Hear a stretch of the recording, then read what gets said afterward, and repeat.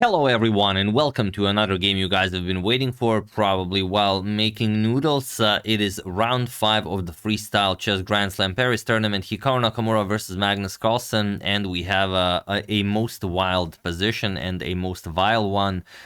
Look at how scrambled the pieces are. But one thing is certain: even though we have no idea how to play this, we can see the queen on d1 and the bishop on f1, same as in normal chess, and that makes pawn to e4 the ideal first move. Even though if you ask the engine would say pawn to a4 is the best move. But to us humans, we see a queen on d1, the bishop on f1. We're playing e4, and that is what Hikaru plays. Magnus strikes with pawn to d5, the freestyle Scandinavian, and Hikaru declines it. He plays pawn to e5. You could also capture, unlike in regular chess, you don't have a knight to put on c3, but you could play g3 and then chase away the queen with the bishop on g2. But okay, Hikaru grabs more space, pawn to e5. Especially, I don't know if that's a plus or a minus, as we don't know openings, for every particular position that exists. Grabbing more space should always be good. Here it's not, but maybe if your opponent doesn't play the best moves, then it's gonna be great. But Magnus does. He plays pawn to f6, and that is the top engine move. He challenges Hikaru's center, and he's saying, if you capture on f6, I'm just going to play e5, grab the full center, and if you capture, I'm going to capture with the bishop.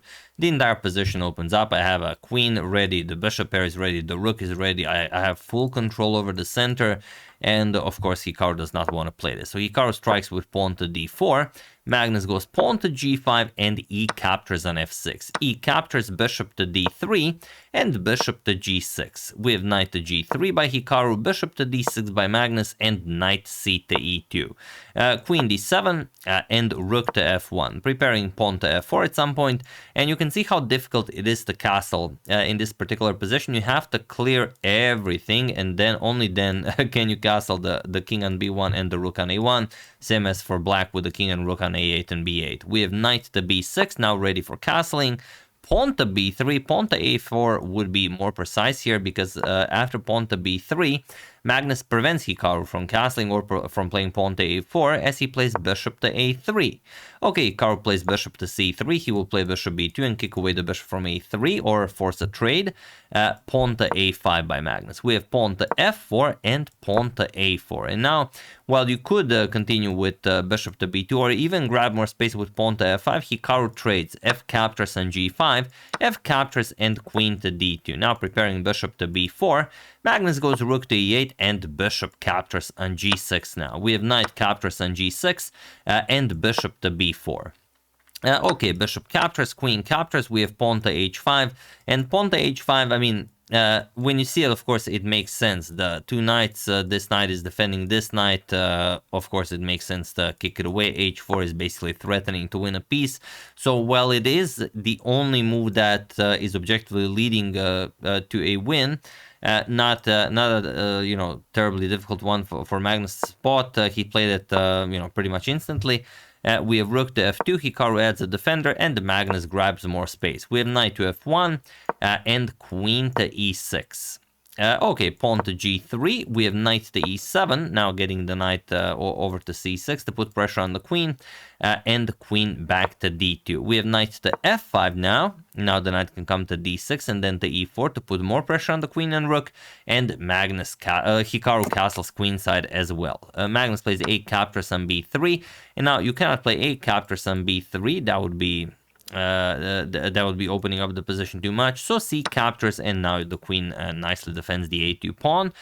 Knight to d6, and Hikaru goes knight to c3. We have knight to e4 by Magnus. Now obviously you have to trade. Knight captures, d captures, and knight to e3. As we know, knights are the best blockaders of passed pawns.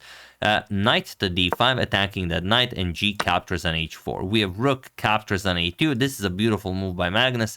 You could also play g captures on h4. It's not a terrible move, but rook captures on a2.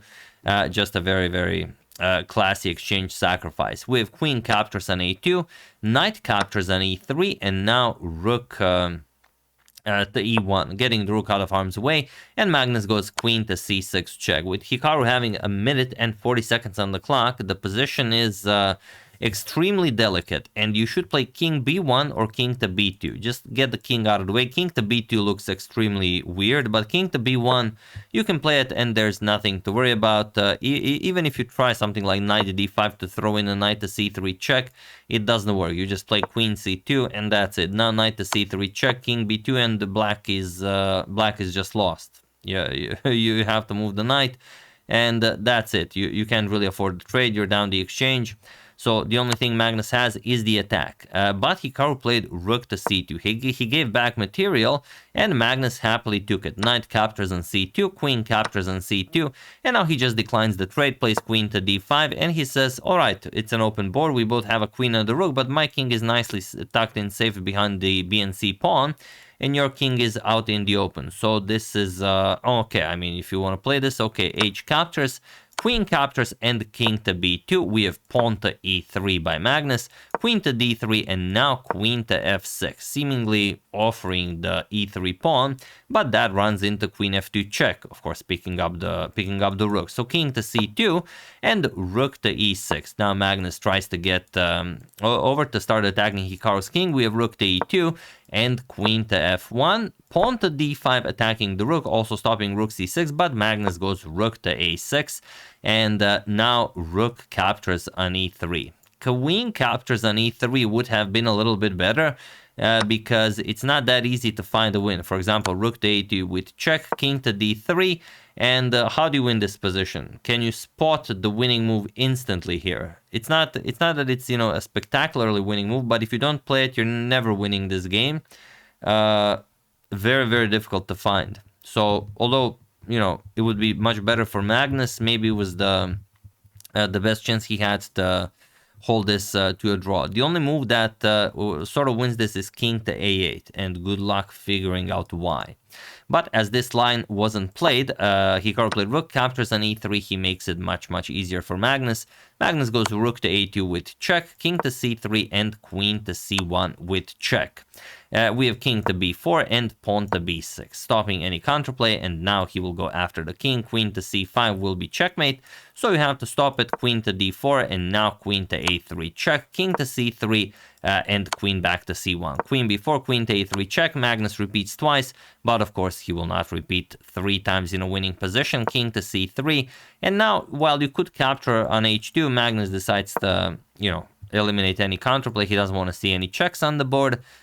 We have queen to c4, and now queen to c1 check again, king to d4, and rook to c2. Hikaru goes queen to a4, queen to d2 with check, king to e4, and queen to g2 with check, king to d4, and now rook to d2 with check, king c3, and rook captures on d5, and there's nothing that you can do here.